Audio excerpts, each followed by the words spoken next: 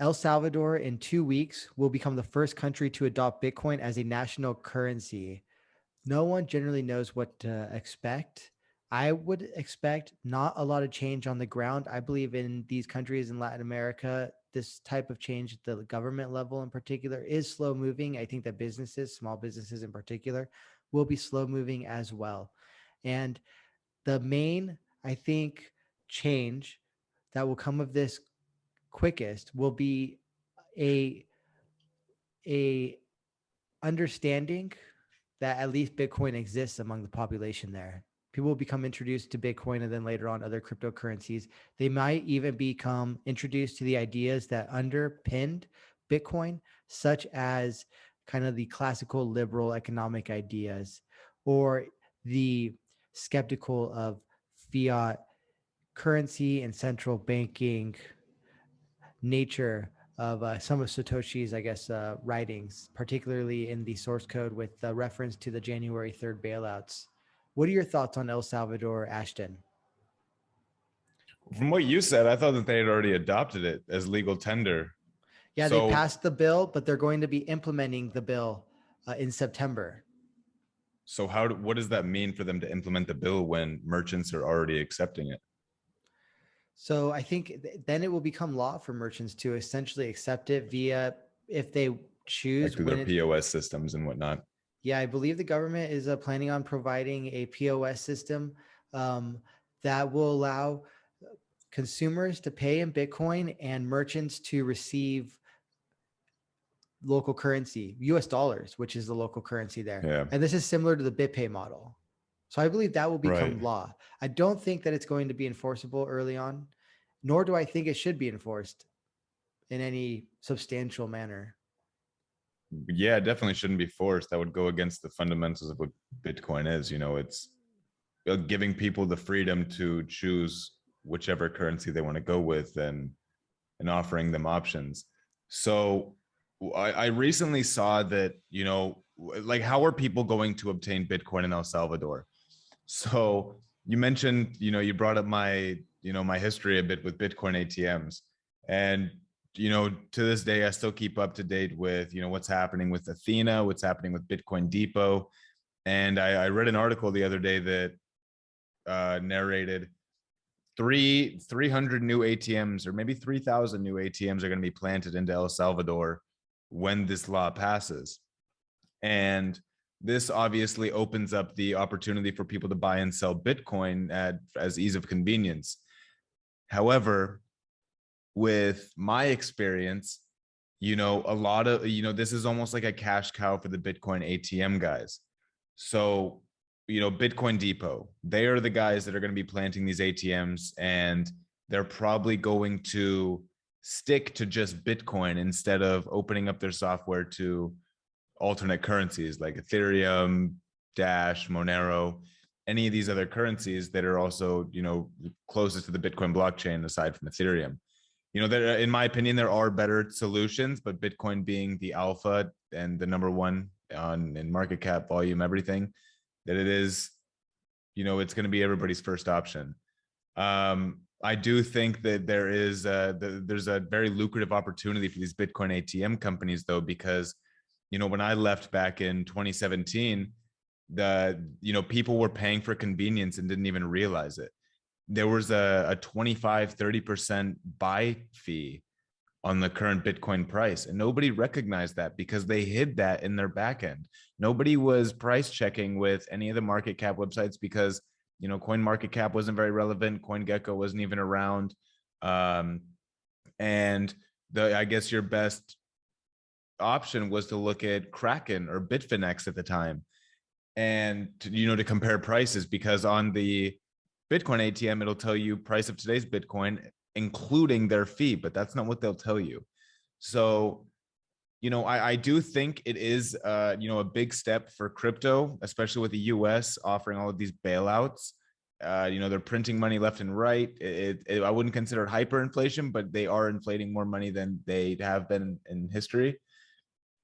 But I do personally think that it's not so good for the ecosystem of El Salvador if people are going to be I'm going to use the term taxed, even though tax isn't the right term. They're gonna pay an extra fee No, just it to is buy the right word. Bitcoin and spend It it. it is the Yeah, right like word, Ashton. It's the exact right word.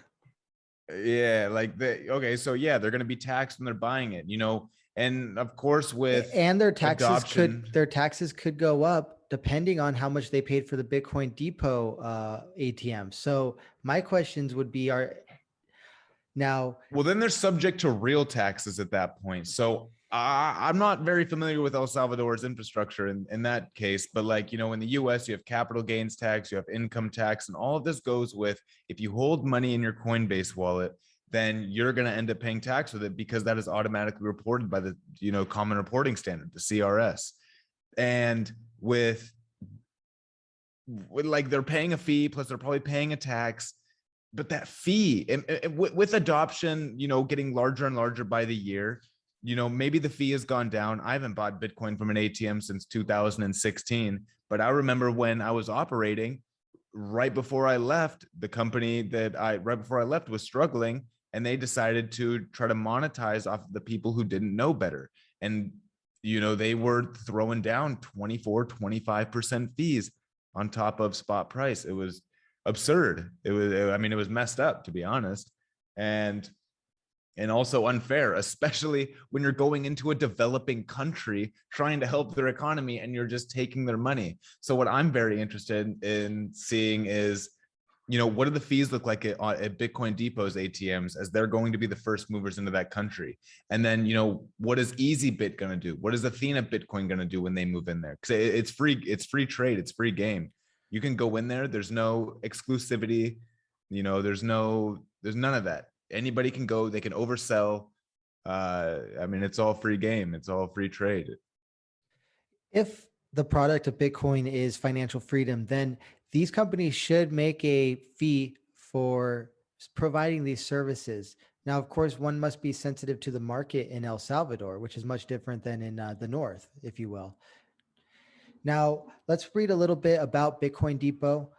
Going into ATM, of course, El Salvador President Nayib Bukele has announced the country will install 200 Bitcoin ATMs as part of an effort to adopt the 200. cryptocurrency as the official currency of the country.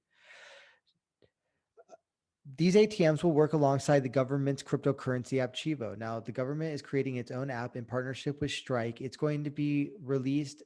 It's framed Is that as a Jack Maller's app? It is indeed, I think, being built by Jack Maller's company Strike, and it's being released as a way to ensure that everyone has access to these technologies, providing a government app so that perhaps businesses can easily roll this thing out, Bitcoin, as well as convert easily from Bitcoins to USD, because I think the government there is sensitive, at least the president is sensitive to that. People are going to need US dollars, the medium of exchange in the Yeah, country. that's what most people are going to accept from here on out, because you're talking about a developing country that half of the people, have heard of Bitcoin, but for example, are like, if you ask them about Bitcoin or if they have any, they're going to tell you that they don't have any money to invest in it. They look at it as an investment, not a medium of exchange. And, I'm here in Southeast Asia. And yeah, of course, like I ask a lot of people, like, I'll joke around with the street food vendors that I go to, and I'll be like, "Hey, do you accept Bitcoin?" And they'll tell me that they don't have any money to buy any. Of course, with a lot of factors playing into effect, the COVID and everything, and a lot of the population here is struggling. But besides that, in a developing country, that's the number one, figure of speech or whatever you want to call it. Like that's what they're saying, is they don't have money to invest. They look at it as an investment. So man, don't even get me started about the fees. Like, they're better off paying with the US dollar. I hate to say it, but fiat in a way is still better Okay, than. so the Yeah. crowd that is pushing Bitcoin in El Salvador is closely connected to Blockstream Labs and Lightning as well, and I believe that they are working on Lightning to ensure that fees stay low. The thesis on the Bitcoin side currently, this is, I think, kind of almost Bitcoin DeFi now, is that you can leverage Lightning in order to bring down the fees on Bitcoin to make it make sense to make most cryptocurrency transactions or most financial transactions, that the only 7 seconds, 7 transactions per second is actually a feature and not a bug, because it is a means for security and robustness on the Bitcoin system, and that they can take these transactions off chain and settle off chain. So that would, I think, be the counter that the crowd that is pushing Bitcoin only in El Salvador would make. Another thing I would say on the Bitcoin ATM front, only accepting Bitcoin, it does bring in a lot of technological complexity if you even bring in just Ethereum. So if you have a Bitcoin ATM and you're doing just Bitcoin cash in, cash out, and then add Ethereum on top of that, you've already added so much complexity, not to mention that you're going to have to make changes guaranteed as ETH2 gets rolled out. And I think that developers that have been connected to the Ethereum blockchain have experienced that in the past with some updates.